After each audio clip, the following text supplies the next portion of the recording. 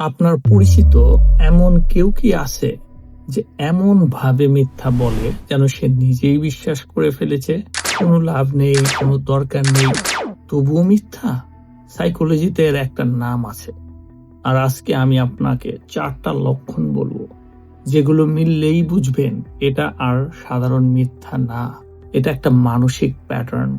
আসসালামু আলাইকুম, মনোপরিবারে আপনাকে স্বাগতম। আমরা সবাই জীবনে কম বেশি মিথ্যা বলি। রিসার্চ বলে একজন মানুষ গড়ে দিনে 1 থেকে 2টা মিথ্যা বলে, কিন্তু কিছু মানুষ আছে যারা দিনে 10টা 20টা মিথ্যা বলে কোনো কারণ ছাড়াই।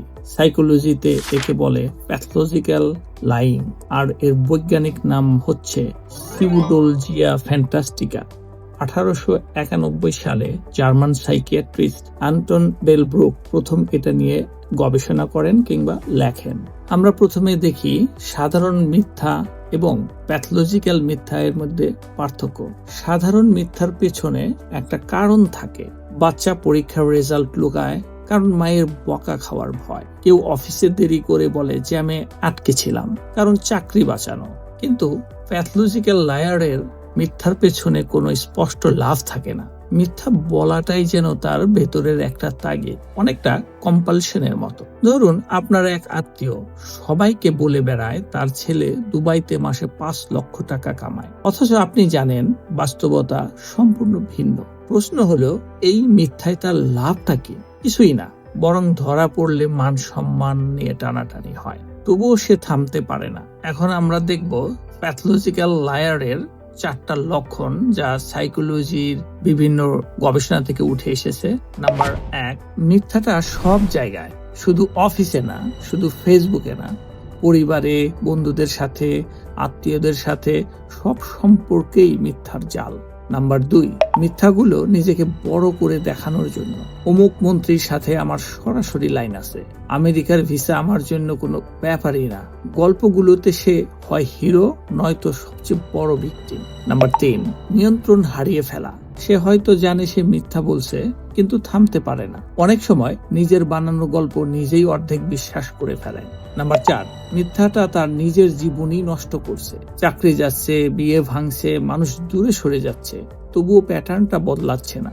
মনে রাখবেন, 1-2টা লক্ষণ মিললেই কেউ প্যাথোলজিক্যাল লায়ার না। রিসার্চ বলে এই প্যাটার্ন কমপক্ষে 6 মাস ধরে চলতে হবে এবং জীবনে বাস্তব ক্ষতির সম্মুখীন হতে হবে। এখন সবচেয়ে গুরুত্বপূর্ণ অংশ, আপনার সন্তান কি মিথ্যা বলে? প্রথমে একটা স্বস্তির খবর দেই। 3 থেকে 7 বছরের বাচ্চার মিথ্যা বলা আসলে ব্রেন ডেভেলপমেন্টের লক্ষণ। সাইকোলজিতে একে বলে থিওরি অফ মাইন্ড। বাচ্চা বুঝতে শিখছে যে তার মনের ভেতরের কথা অন্যরা জানে না। এটা বুদ্ধিমত্তার একটা ধাপ। সমস্যাটা তখন যখন মিথ্যাটা একটা অভ্যাসে পরিণত হয়। আর এখানেই আমরা বাবা মায়েরা প্রায় একটা ভুল করে ফেলি। বাচ্চা সত্যি কথা বললে আমরা কি করি? তুই ভেঙেছিস গ্লাসটা, সাথে সাথে শাস্তি। ফলাফল, বাচ্চা শিখে যায় সত্যি বললে শাস্তি, মিথ্যা বললেই রক্ষা। আমরা নিজেরাই মিথ্যাকে রিওয়ার্ড দিয়ে ফেলি। এর সমাধান কি? 3টি ধাপে। প্রথমত, সত্য বলাকে নিরাপদ করুন।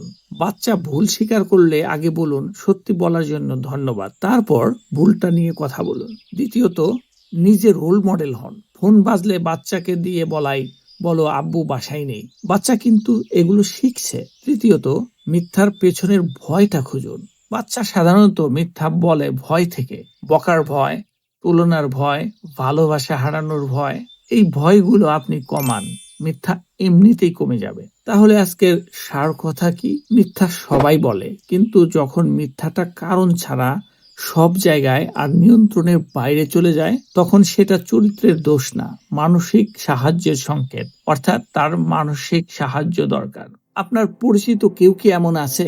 কমেন্টে জানান, নাম না নিয়ে শুধু অভিজ্ঞতাটা লিখুন। আর যদি মনে হয় এই ভিডিওটা কোনো বাবা মায়ের জন্য কাজে লাগবে, শেয়ার করে দিন। সাবস্ক্রাইব করে বেল আইকনটা চেপে রাখুন, কারণ মনোপরিবারে আমরা প্রতি সপ্তাহে মনের এমন গোপন বিষয়গুলো সহজ বাংলায় ভেঙে বলি। ভালো থাকবেন, পরিবারকে ভালো রাখবেন। আল্লাহ হাফেজ। আসসালামু আলাইকুম।